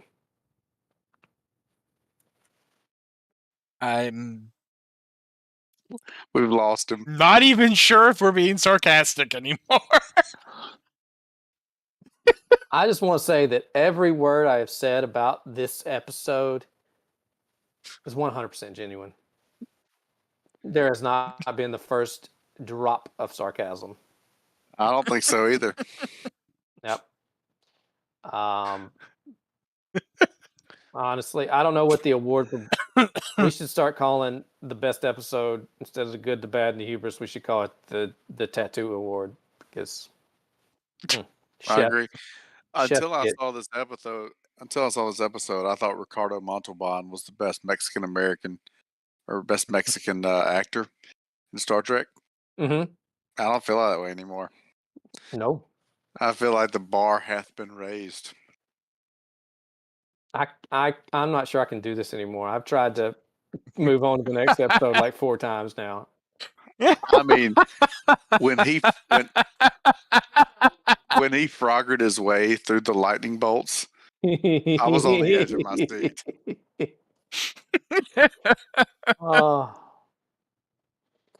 Okay, moving on. It feels like more of a First Officer Riker move to be like, all right, strange new village, gonna get naked. You know? Oh, man. This must be Little Riza.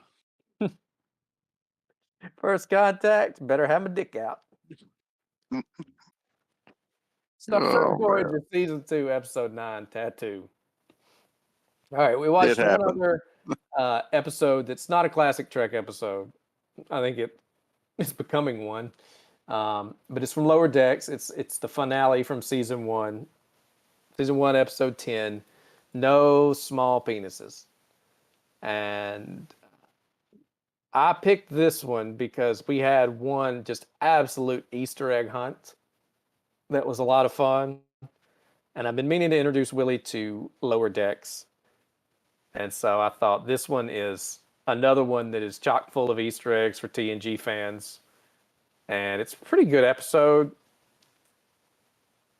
I think it's a good intro to the show, even if it is the season finale, because as I said, it takes this series a little while to get going, I feel like. Mm-hmm. Willie, that's fair. What did you think? First of all, is this the first time you have seen Lower Decks? First time. So what did you think of the show in general and this episode specifically? Well, I really I watched it too late at night. I mean, okay. you really need to watch that when you're more mentally acute, because no joke, it moves so fast. You know, like even the dialogue is so fast. Like you'll miss so much if you drift off, or just like, thank God it was only a 30-minute episode. I would have been mentally exhausted for a full hour. But it was fun. I mean, yeah, it was just chock full of Easter eggs. Like the Bajoran security officer cracked me up. I mean, Shax. Yeah. And obviously, with it being the season finale, I didn't know who any of the characters were. Didn't know anything about them or anything. But It's not important. but you but it was fun. Like, I mean, obviously Riker being the captain of the Titan coming in at the end, that was funny. But I would say that I would watch another Lower Decks episode, but you can tell that it's an episode trying to grab a different audience, right? And I think that had it not had all those little Easter eggs in it, it would have been like, this is a Cartoon Network after 9 p.m. type episode. And maybe this is what it's on. I don't know. Maybe that's where it came out on.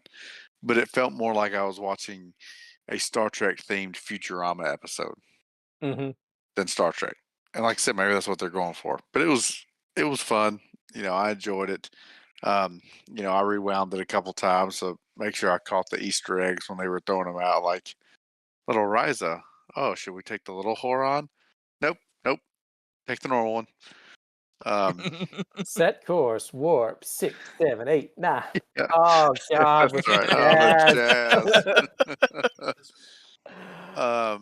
No, that was pretty good. I enjoyed it. Ransom.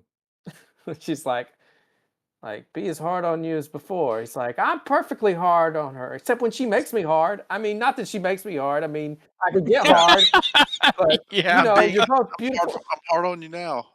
Yeah, that was pretty good. Yeah, there was some funny dialogue for sure. Quit worshiping the dang computer. Kirk taught you this lesson already. Jesus. And then Ransom's like, I love those TOS planets. Captain's like, what? He's like, those old scientists, Spock and McCoy. That's a hint. Well, Willie, you didn't mention the antagonist. That was part of that. To me, that was one of the best Easter eggs. Well, see, I didn't remember the antagonists because that was I had to look them up. That was from a Voyager episode, right? No, that's the TNG No. episode where we are not smart. You make us go. Yeah. No, I don't guess I remember it. Oh, okay. Oh my God. Okay, well, we're watching that next I week guess then. so. I love the idea that Riker just goes to the holodeck to watch the crew from Enterprise. He comes out. I was watching Archer and the gang. Man, those guys, they had a long road getting from there to here. Oh, yeah, it was. I really enjoyed this episode. Lots of Easter eggs. Pretty entertaining stuff. Boimler is something. Is Boimler the first officer who was like working out all Nope. the time, or is No, he that's the? Ransom. Boimler is the purple-haired ensign. Oh, okay. Boimler and Mariner are kind of the primary lower deck. They're the point of view characters, kind of. Yeah. And then their Okay. friends who are Tindy and Rutherford. I'm really we were talking about like who's what here. I'm probably really more of a merger of Tendy and Rutherford as far as like at times being a little over positive and excited about shit and a little too nice. I can see that. So Willie's, I guess that makes me the Mariner then. If Willie's Boimler and you're Tindiford, I can see me being Mariner. Honestly, Uh-huh. I'm not exactly rule governed. I did think I did appreciate That's shocking. Exocomp. I was Exocomp Yes. making an have a appearance. stupid name. I just joined Starfleet to piss off my dad. And then him cheesing it when they were about to get blown up. Mm-hmm. Yeah. Oh, and they brought back the cat species from the Star Trek animated series for the Vacations, the yeah. chief medical officer. And They lean into some jokes because I watched 2 seasons of Right. it. I'm like, if patients were real, these jokes are borderline racist. That is the truth. That is the truth. It's okay to be racist if they're not real. Oh, and just so you know, Willie, the security officer Shax's like his tactical move. Like every episode, he wants to eject the warp core. Like Oh, really? he has like suggestions, like we could eject the warp core. So when she said, "I'm sure he's ejecting a warp core," and full throat screaming at someone's face somewhere, that's a reference to that. Okay. Well, I assume that had to have been his character. 'Cause that's kind of how he was acting that whole episode. Yeah, I love Shax. I love him so much. Shax's is fun. Oh, I got you, baby bear. Yeah, fun episode. Warden, how do you feel about this particular episode? I thought it was hilarious. I think it's fantastic. I've been sleeping on Lower Decks way too much. I enjoyed watching like a couple episodes and then forgot to keep watching it, and I am so glad that you brought me back to watching this. Oh, yes. It Season. but it almost made me feel like you have to know way more about Star Trek than I know to really enjoy it. That's Uh, that is probably the weakness of the show. Is like it's got a very specific target audience to get the most out of it, and But Because I agree, but I don't, because they cram so many references into each episode that even if you don't pick up on all of them, you pick up on enough of them that you can enjoy it. Because I mean, well, but that's if what I was you gonna say. They happen so quickly. You have to be able to catch them, right? And if it, you don't, you're gonna miss a lot of the humor. that's true.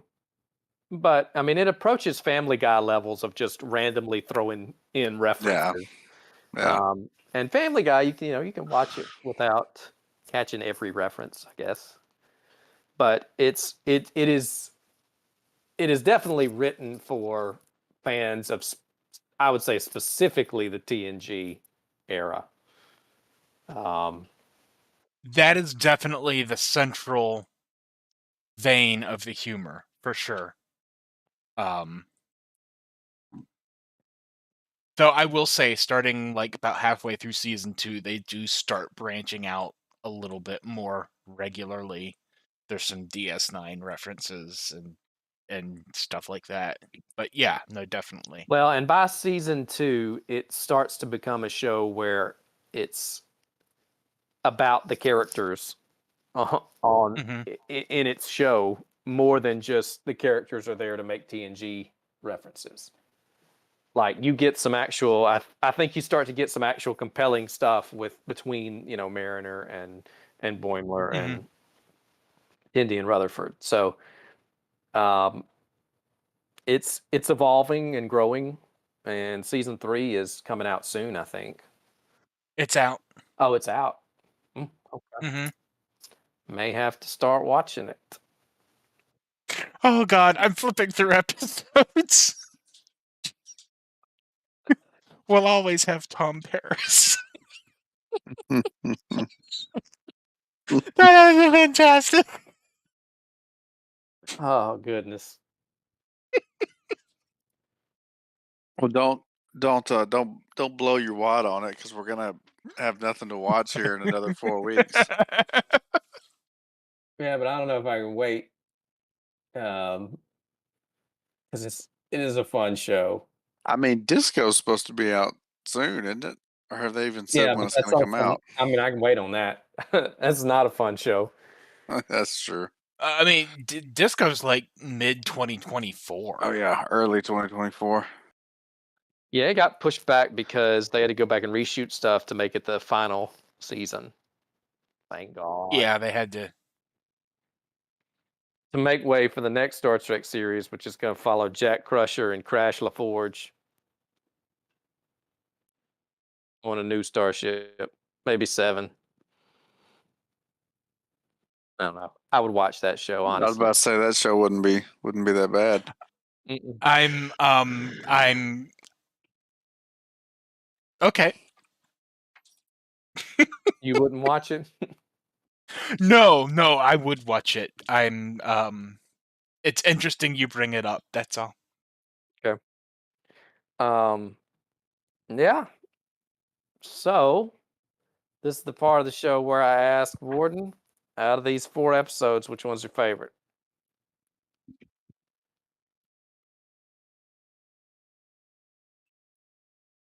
Hmm.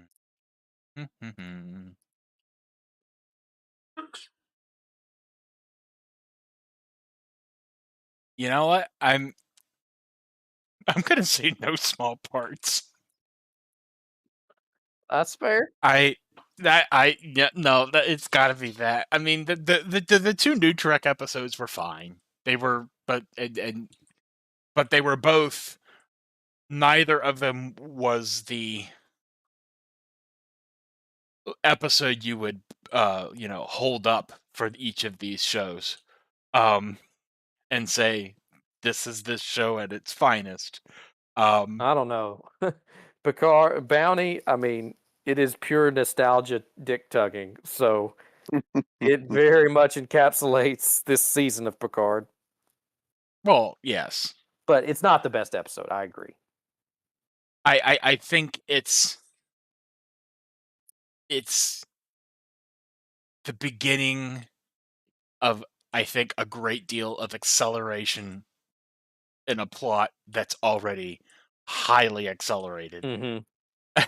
And it's just going to become the next 4 episodes are just going to be a thing happened, there's a nostalgia thing, more thing, and then just like, well, you know what, and I'll take that in Picard, because 4 episodes from the finish line last year, we were dicking around not doing a goddamn thing. We didn't do anything until the final 2 episode rush. Is that at that point, were we learning about Renee, or were we eating batteries? I can't remember. I think we were eating batteries. It was not. Let's see. No, it was Monsters was the 7th episode. That was the 7th episode? Wow. Wow. That was the dangling mom thread. It wasn't dangling by that point. Damn. Oh. Willie, what was your favorite episode out of these 4? I'm going to go with Lower Deck. I mean, not having ever seen it before, too. It was kind of it probably had the newness vibe going for it. Just something else. Well, I tried to pick a good something one. new. I tried to pick a good one for you. So I'm glad you liked it. I hate to disagree, but I'm going to go with Tattoo. I think it's just one of those transformative experiences. It's on your heart, just like a tattoo. Yes. Nice pop culture reference from there you go. However many years ago. Oh wow, that was American Idol, right? American Idol winner. Yeah, I think so. Whose name escapes me at this moment. Anyway, Jordan Sparks. Yep, that was it. 2007. That was like one of the early seasons. I don't think it. Well, hell, God damn it! Let's bring it back on board. Bring it back on board. Doing it again. All right, my favorite is Tattoo, not the song, the episode. I mean, you guys know me. I cannot get enough Chakotay. So. That's right. Oh, did she get you too? We will be back next week with Joe Bob has the Sky People symbol tattooed on his on his left hip so he can just rub it down there throughout the day. That's right. If I ever come in contact with the Sky people, they will know I am one of them because I will show them the tattoo. And I will hear the hawk speaking to me. Oh boy. Next week, Strange New Worlds 2.7, Picard, Season 3, Episode 7. We're coming down the final stretch. We're probably going to do the one with the Packlids, which I cannot remember the name. Samaritan Snare. Samaritan Snare, thank you. And Episode 17 of Season 2. Another rare Season 2 jewel. And we'll pick another one during the week. Can't wait, guys. Looking forward to seeing how this season finishes out. Warden, Indeed. let's make us go. This is Biblio Warden. Sorry, go ahead. Joe Bob and Mr. Willie signing off. It's another Enterprise.